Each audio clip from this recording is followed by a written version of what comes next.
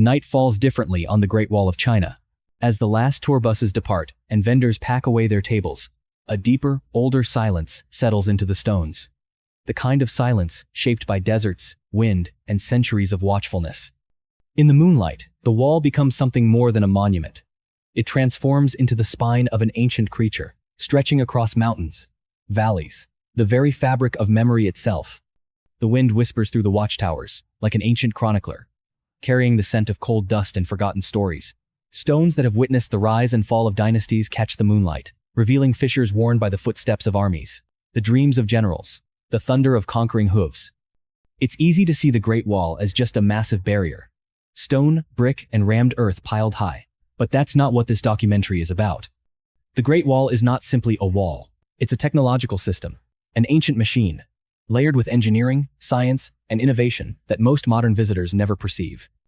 Tonight, we strip away the silence. We examine a disturbing possibility suggested by historians, archaeologists, and even military engineers. This monument holds secrets that China never intended the world to understand. Lost technologies, forgotten engineering systems, suppressed sciences, all embedded within its stones. Why do these secrets matter? Because technology doesn't only move forward. Sometimes it's lost, buried with fallen dynasties, destroyed in imperial purges, or locked away in archives when rulers feared its power. The Great Wall isn't just a border of empire. It's a boundary between what we know and what was meant to be forgotten. Tonight, we begin our journey along the silent spine of Asia. Most history books tell a simple story. The Great Wall began in 221 BCE, when Qin Shi Huang, the first emperor of unified China, connected several local walls into one defensive line. This is true, but only partly. New archaeological discoveries are challenging this neat narrative. Researchers have found fortifications in the deserts of Inner Mongolia, the windswept plains of Gansu, and along the ancient Silk Road corridor, fortifications that predate the Qin dynasty by centuries, perhaps even millennia. Some of these ancient walls are made of rammed earth, compacted so tightly that modern drilling equipment struggles to penetrate them. Others use defensive techniques that don't align with known Qin military strategies. So, who built these older walls? And why were they never recorded in official histories? The ancient Chinese were meticulous record keepers.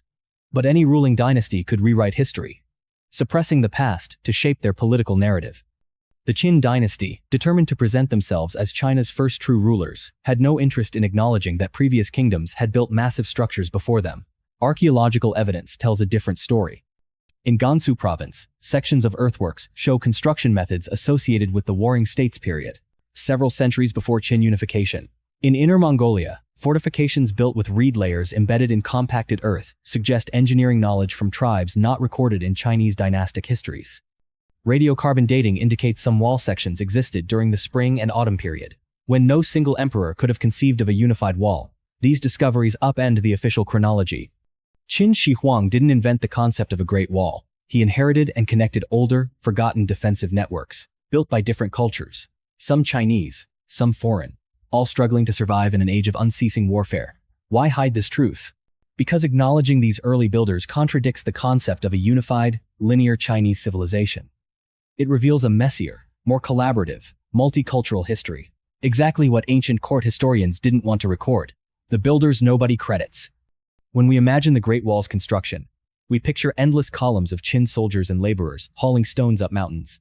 But the reality is more complex and more remarkable. The Great Wall isn't the work of a single culture. It's an amalgamation of engineering knowledge from dozens of forgotten peoples. Nomads, farmers, mountain tribes, river communities, frontier settlers.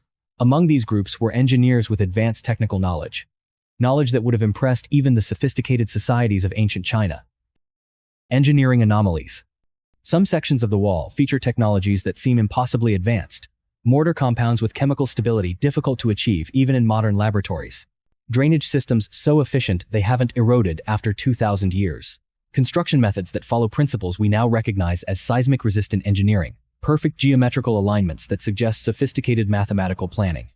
These anomalies raise an uncomfortable question. Who were these master builders? And why aren't they credited by any dynasty? Part of the answer lies in Chinese historiography. Each successive dynasty claimed the mandate of heaven, divine right to rule.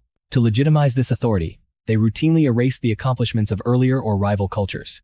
Imperial records didn't include engineers who served border states, nomadic tribes, or minor kingdoms. The wall's builders included the Yue tribes of the southeast, the Qiang people of the west, the nomadic Donghu, the Xiongnu, enemies of early Chinese states, countless small frontier kingdoms now forgotten. They brought their engineering knowledge to the wall, but their names were deliberately erased. Thousands of architects, thousands of planners, thousands of master builders, all rendered invisible by history's victors. This historical silence suggests something significant. These methods were either so advanced or so politically inconvenient that later dynasties preferred the world forget where they came from. The Great Wall isn't merely a monument to Chinese engineering genius. It's also a memorial to the cultures that were buried beneath its stones. Perhaps the best-known mystery of the wall's engineering is the legendary sticky rice mortar, a biochemical marvel that fused organic and inorganic materials into one of the strongest construction substances in the ancient world. When scientists examined samples from sections built during the Ming Dynasty, they discovered something extraordinary. The mortar contained amylopectin, the carbohydrate found in glutinous rice. The result? A mortar so strong that weeds cannot penetrate it, earthquakes cannot crack it. It bonds bricks together more effectively than many modern cements. Laboratory tests reveal that sticky rice mortar resists dissolution unless exposed to specialized chemical solutions. This material famously survived earthquakes that destroyed buildings made with traditional mortar. So why wasn't this wonder material used throughout the entire wall? Not every section contains sticky rice. Parts built earlier, or in distant, resource-scarce regions, used simple mud or lime-based mortar that weathered away easily. This explains the dramatic variations in preservation across different wall segments. This raises deeper questions. Who invented sticky rice mortar? And why do no historical texts credit its discovery? The earliest references appear in later historical periods, when the material was already in widespread use. Some archaeologists suggest the technology emerged during the Ming Dynasty, possibly developed in regions far from political centers. Fringe theories propose that non-Han knowledge may have contributed to its creation, perhaps from minority cultures or early alchemists. While these theories lack hard evidence, they highlight how mysterious this chemical sophistication remains. Sticky rice mortar reveals a profound truth. Ancient China didn't build the wall through brute force alone. They employed science that was centuries ahead of its time. In remote sections of the wall, local herders and hikers report something unusual. You can speak in one watchtower, and the sound carries unnaturally far to the next tower, sometimes across entire valleys. For years, these claims seemed like myth. Modern acoustic analysis confirms something extraordinary. Watchtowers were positioned to exploit natural echo corridors. In certain locations, standing in specific spots allows a normal speaking voice to travel much farther than physics should permit, aided by wind, stone angles, and landscape geometry. Was this intentional? Historians believe so. Evidence of a designed acoustic network. Multiple towers are spaced at mathematically precise intervals. Interior rooms feature curved walls that function as resonance amplifiers. Positioning along ridges suggests calculations accounting for wind direction and sound transmission. Some towers contain hollow chambers that amplify vibrations, similar to ancient Greek amphitheaters. This means the wall incorporated a long-distance audio signaling system to supplement smoke signals and beacon fires. Before electricity, before radio, before telegraph, wall engineers may have devised a primitive acoustic communication network. Whispered messages traveling hundreds of meters, drummed signals echoing through gorges, horn calls penetrating mountain passes. Whether this system was deliberately engineered or discovered through trial and error remains unknown. What's certain is that it was never fully understood or successfully replicated by many later dynasties. In some locations, the wall could literally hear invaders approaching, using the natural acoustics of the terrain as an early warning system. Celestial alignments. Intriguingly, certain wall sections also show unusual alignment patterns. Portions in the Yan Mountains and Liaoning Province align with solstice sunrise lines, lunar standstill points, and positions of stars known to ancient astronomers. Some archaeologists have recorded towers with windows that frame the summer solstice sunrise. Wall segments facing the ancient position of the North Star. Gates positioned according to moonrise patterns during significant agricultural seasons. Foundations oriented toward constellations important in Chinese cosmology. Ancient China produced some of the world's most advanced astronomers. The Zhou dynasty created star maps accurate to within fractions of a degree. The Han dynasty cataloged hundreds of celestial bodies. If astronomer engineers participated in wall construction, they may have deliberately incorporated these cosmic alignments. Why? Perhaps to connect the structure to the heavens, reinforcing the ruler's mandate of heaven. Or these alignments may have served as navigational reference points for military forces traveling long distances along the wall. The geometry isn't always militarily optimal. Straight lines would have been more efficient in many locations, But the builders followed celestial pathways instead. Coincidence? Or a forgotten science of geomagnetic positioning? The deeper we look, the more the Great Wall resembles not just a fortification, but a blueprint of cosmic order inscribed into the earth itself. Long before fiber optics and wireless towers, the Great Wall contained one of the world's first high-speed communication networks. The beacon tower system is often described simplistically. Soldiers lit fires to warn of danger. This explanation conceals the system's true complexity. An 800-kilometer communication network. Beacon towers were built across mountains and deserts, each positioned to see the next. In good conditions, messages could travel hundreds of kilometers within hours. Remarkable speed for the ancient world. Recent studies reveal more sophistication. The network used a coded vocabulary, far beyond simple alarm signals. The system employed different smoke colors, varying flame heights, rhythmic patterns, drumbeat timings, and day-night variations. This created a multivariable code system, analogous to early telegraphy. Historical records mention specific signals. 1 smoke column, small reconnaissance party sighted. 2 columns, cavalry approach. 3 columns, major invasion force.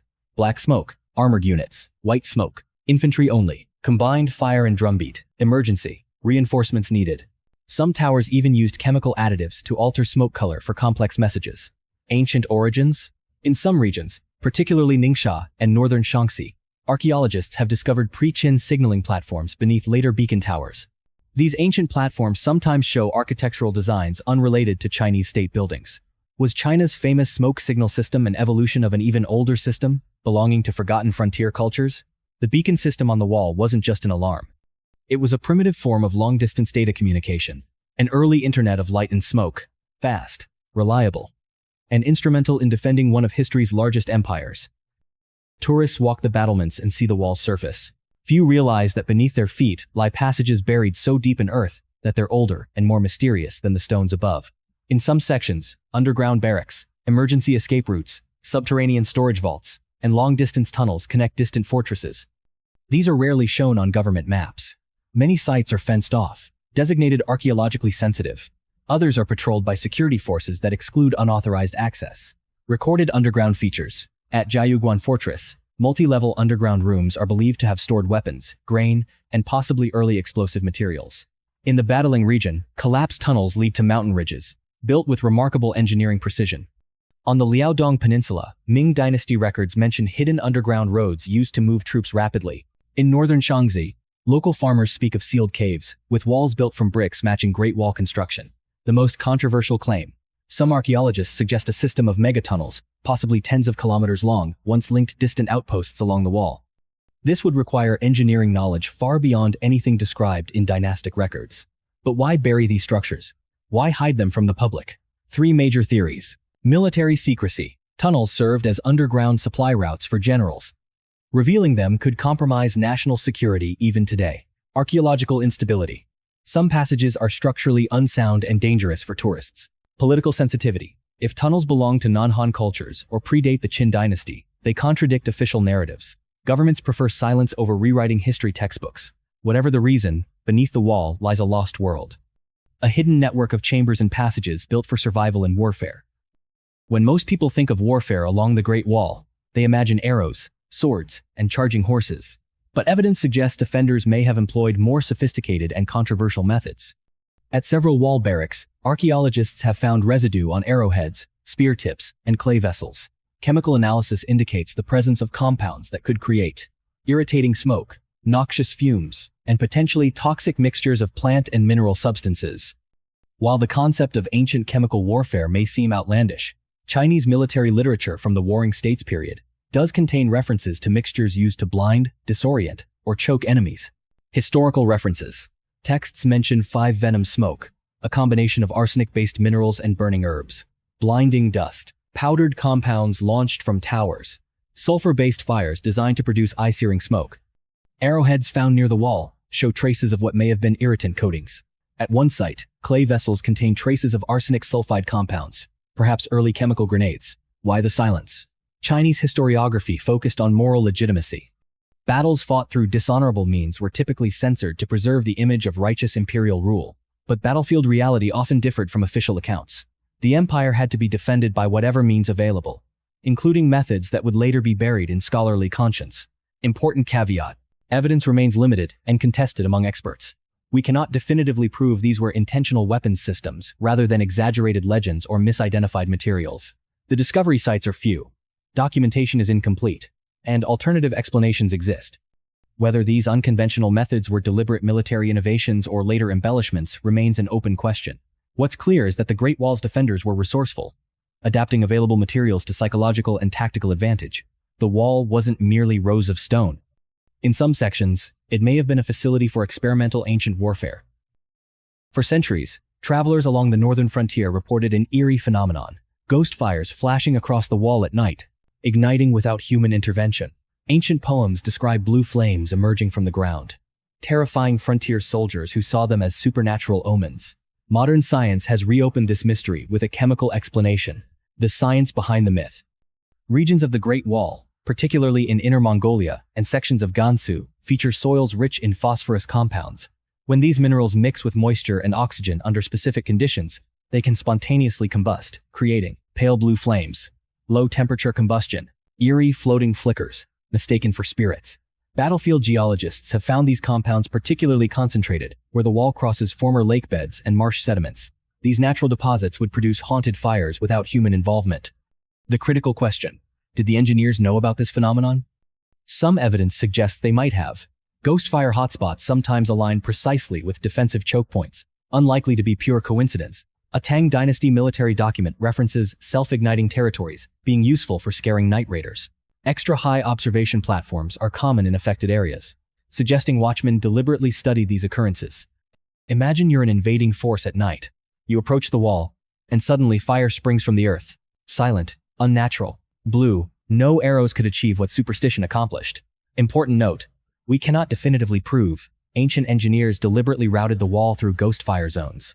The chemistry is real, but intentionality remains speculative. The alignment could be coincidental, or builders may have recognized the psychological advantage without understanding the underlying chemistry. What we can say with certainty: whether by design or fortunate accident, the wall incorporated natural phenomena that amplified its defensive power through psychological warfare. In some sections, the wall wasn't just a military barrier, it was a terror weapon. Throughout Chinese history, scattered references appear to what scholars now call the Great Wall Manuals, volumes that supposedly contained engineering blueprints, chemical formulas, communication codes, maintenance instructions, and detailed accounts of construction techniques. But not a single complete copy survives. References in historical texts. Qing Dynasty scholars left cryptic notes. Certain dangerous arts unsuitable for public knowledge are locked within the wall manuals. These texts contain knowledge not meant for common scholars. Many were burned to prevent misuse of military sciences. This pattern echoes throughout Chinese history. The Qin Dynasty famously burned books deemed subversive in 213 BCE. The Han Dynasty restricted military treatises to elite officers. The Ming Dynasty treated all frontier engineering as state secrets. What might these manuals have contained? Imagine one of these forbidden texts. The material, not paper, which degrades quickly, but silk. Specifically, the finest mulberry silk from Jiangsu province, treated with a preservative mixture of tannins and mineral salts to resist decay. Some sections might have been inscribed on thin bamboo strips, bound with copper wire. The diagrams would be rendered in black ink, mixed with lampblack, creating lines so precise they appear machine-drawn. Technical illustrations showing cross-sections of wall construction layers, each material labeled with measurements in ancient Chinese units, qi, zheng. Recipes for early explosives. Fire oil mixtures combining saltpeter, sulfur, and charcoal in precise ratios. Marginalia, warning of dangers. Handle only in rain, never near flame.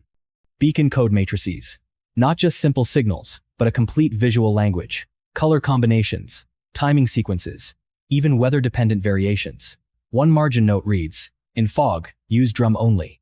In wind, increase flame height by half shang. Engineering blueprints for underground passages, showing arch calculations, support beam placement, ventilation shaft positions. Some diagrams include annotations like tested to depth of 20 zhang. Below this, flooding risk. Meteorological observations, seasonal wind patterns affecting smoke signals. Optimal months for construction based on humidity. Moon phase correlations with enemy attack patterns. Chemical compound formulas, including protective measures for defenders. Those handling 5-venom smoke must wrap face in wet silk. Work upwind always. Acoustic engineering notes, describing resonance frequencies of different tower designs. including musical notation for optimal horn calls, specific pitches that carried furthest through mountain passes. Each manual would have been sealed with an imperial wax seal, stamped with warnings, for military use only, unauthorized possession, punishable by death. The binding. Copper rings threading through silk cords, housed in a lacquered wooden box lined with cedar to repel insects. The box lid inscribed with the manual's designation, Border Defense Compendium, Section 7, Acoustic Systems. A complete collection might have contained 40 to 50 such volumes, covering every aspect of wall engineering and defense, representing centuries of accumulated knowledge from dozens of frontier commanders and master engineers. All of it burned, lost, deliberately destroyed. What we know they likely contained: recipes for early explosives and fire oil mixtures, instructions for creating beacon codes, diagrams of underground tunnels and defense mechanisms, descriptions of weather modification strategies, information about chemical compounds used on weapons, techniques for shaping acoustic resonance stones. This information would be extremely dangerous in the wrong hands. Why were they destroyed? Several possibilities. Centralized power. New dynasties feared old military knowledge could fuel rebellions. Moral philosophy. Some technologies were deemed disharmonious or barbaric by Confucian scholars. Technological decline.